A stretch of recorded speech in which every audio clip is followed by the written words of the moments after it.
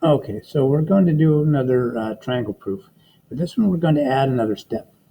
So I'm going to give you a little bit less information, and I'm going to show you how to deal with this. So we've worked with parallel lines cut by transversal before. This one is going to use the idea of parallel lines and the angle pairs that you get when you cut those parallel lines with the transversal.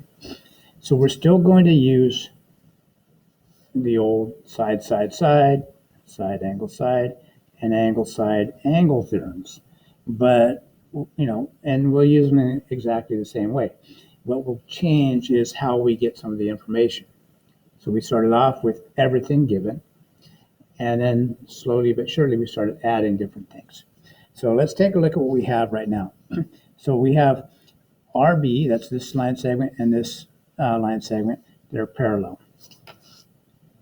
That's what that symbol there means. So they're parallel. And then we have RB is congruent, so that's the same line segment, congruent to CY. Let's go ahead and mark that. So we have those two right there.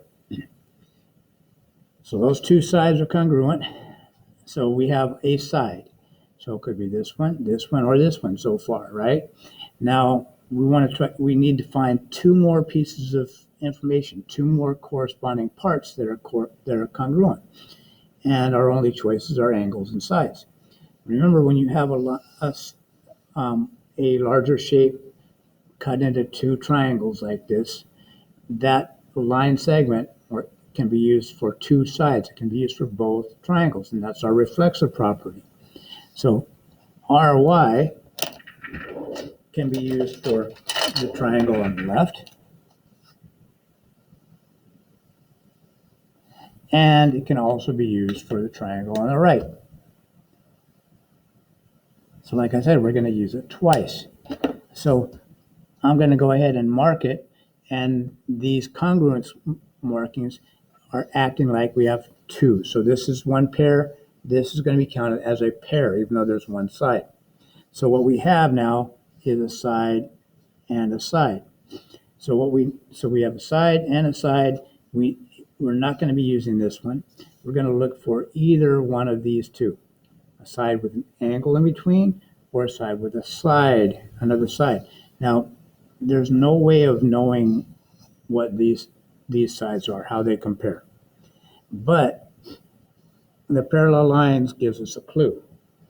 It might be a little confusing at first, so I'm going to kind of show you what's going on. Okay, because this does not look like the parallel lines, the problems that we've had in the past. That's really what it looks like a little bit more, right? And there's one angle pair combination that I want you to really pay attention to. It's these right here. Okay, so this is our transversal.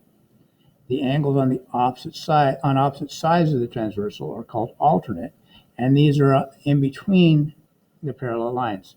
That makes them alternate interior angles.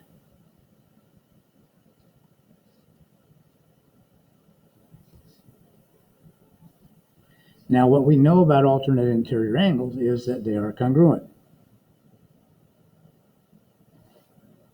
Okay, so now that may or may not help us much because that doesn't look very much like this, does it? So let's see if we can kind of change that a little bit and get it to look more like that. So the first thing I'm going to do is I'm going to go from this point right here. Notice when I draw this, it doesn't change this angle at all, does it? It stays the same. And so this is still the same angle. If it was 30 before, it's still 30. If this is 30, that would make this 30 also, right? And of course, I don't know what angle it actually is, so I can't put anything there. But I'm going to go to the other side, and I'm going to draw something, okay? Now, what do I know? I know that this side right here is the same length as this side. And I know these two are congruent. Now what I have is a parallelogram, right? Well, it looks like a parallelogram anyway. And we have the alternate interior angles are congruent. We also know that from here to here splits this shape into two triangles. That means we can use this side twice. Now it may make it even, so hopefully that's starting to look a lot like this, right? This parallel to this, just like this is parallel. The only thing that is missing here is this part. And we can erase that if you want, if you feel more comfortable.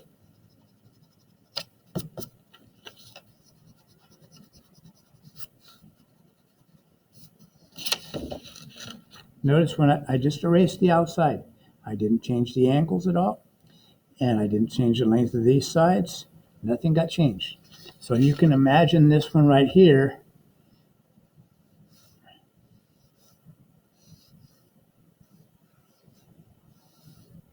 Okay, so let's see. So what are we looking at?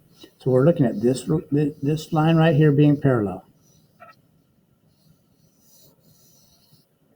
right? Along with this. So these are the two parallel lines, and this right here is your transversal. So I started to draw this, but ignore these.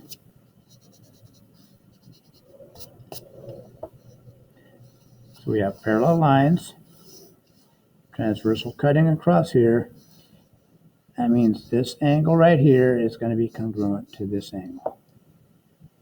These would be alternate interior angles. So that's going to give us our clue, and now we're going to have a side, an angle, side.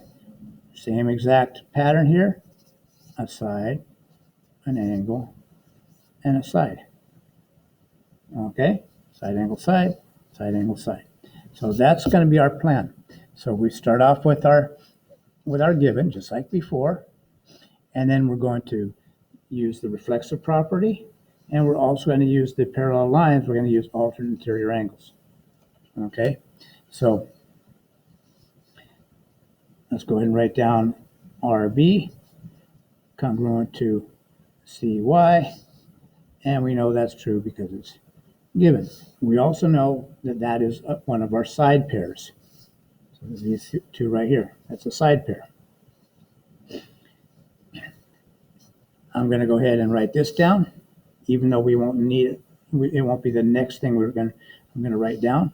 Actually, yeah, let's go ahead and use that. Okay, so RB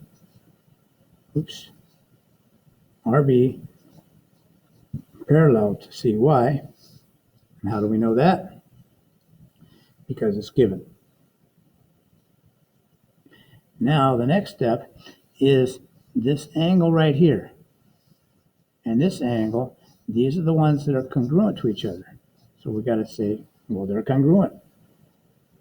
BRY, so that's BRY, congruent to angle CYR.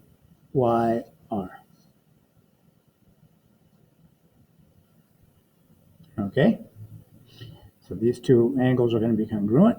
Now the reason they're congruent is these are parallel lines and these are alternate interior angles. So if two lines are parallel, then alternate interior angles are congruent. And you don't have to write the whole thing. You can just write alternate interior angles are congruent, or even just alternate interior angles. That's enough. Okay? So now this is an angle pair, so I'm going to write that down. So we have a side and an angle. We just need one more thing, and that's our final side pair. So that's going to be RY congruent to RY. You could change the order if you want, but I'm going to keep it the same way. RY congruent to RY. And the reason for that, it's the same side that's being used twice. It's being shared by both triangles. So that's going to be our reflexive property.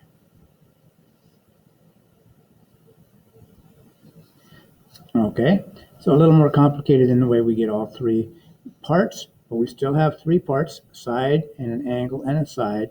And then you don't go by this order, even though it happens to be right here. You look at the picture to make sure you have everything in the right order. Side, angle, side, it works out. You wouldn't be able to use side, side, angle, but side, angle, side works. Okay, now since we have all the parts we need, now we can go down to our proof statement, and it's just CRY. So triangle CRY is going to be this way, starts here, and that's going to be congruent to triangle BY. Notice CYR and CRY and BYR. Okay? And the reason for that is side, angle, side.